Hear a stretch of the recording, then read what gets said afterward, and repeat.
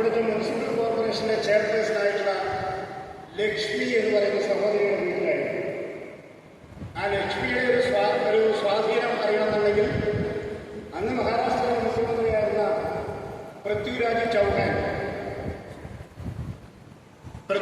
ചൗഹാൻ പഞ്ചഗണിയിൽ ഇടയ്ക്കിടയ്ക്ക് വിശ്രമത്തിന് ചെല്ലുമ്പോൾ അവരും കുടുംബവുമെല്ലാം ഈ ലക്ഷ്മി സഹോദരിയുടെ ഭവനത്തിലാണ്. എന്നുവെച്ചാൽ അത്രയും രാജ്യത്തിന്റെ മുഖ്യമന്ത്രിയായിട്ട് പോലും വളരെ അടുപ്പമുള്ള ഒരു കോൺഗ്രസിന്റെ നേതാവായിരുന്നു ഈ സഹോദരി.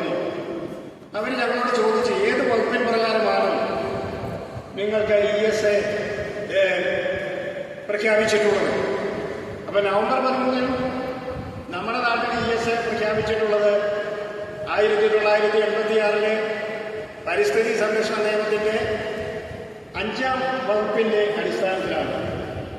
അപ്പൊ അവരുടനെ ഇങ്ങനെ വളരെ ഒരു ഭയങ്കര സങ്കടകരമായ ഒരു ന്യൂസ് കേട്ടതുപോലെ അവരുടെ മുഖഭാവം എല്ലാം മാറി. അവർ പറഞ്ഞു, ഇതിൽ രക്ഷപ്പെടാൻ അത്ര എളുപ്പമല്ല. അവരത് കഴിഞ്ഞ് അവിടുത്തെ പ്രദേശങ്ങളെല്ലാം കൊണ്ടുനടന്ന് ഞങ്ങളെ കാണിച്ചു. പ്രിയപ്പെട്ടവരെ, അവിടെ ടേബിൾ ലാൻഡ് എന്ന് പറയുന്ന വളരെ പ്രസിദ്ധമായിട്ടുള്ള ഒരു സ്ഥലമുണ്ട്. അതിന്റെ ചുറ്റും ആളുകളിങ്ങനെ താമസിക്കുന്ന വീടുകളായിരുന്നു. പക്ഷേ അടുത്ത തലമുറ രംഗത്ത് വന്നതോടുകൂടി എന്നുവെച്ചാൽ മക്കള് കല്യാണം കഴിച്ച് കുഞ്ഞുങ്ങളുണ്ടായി വീട് മാറി താമസിക്കുന്ന സ്ഥിതി വന്നപ്പോൾ എന്തുണ്ടായി എന്ന് ചോദിച്ചാൽ പുതിയ വീട് വെക്കാൻ അനുമതി കിട്ടത്തില്ല. അനുമതി കിട്ടാതെ വരുമ്പോൾ എന്ത് ചെയ്യും? അനുമതി കിട്ടാതെ വരുമ്പോൾ അത് ഞങ്ങളോട് അതിന്റെ വിശദാംശങ്ങളെല്ലാം പറഞ്ഞ് പഠിപ്പിച്ചത് ടാപ്ലെ എന്ന് പറയുന്ന ഒരു ആർക്കിടെക്റ്റാണ്.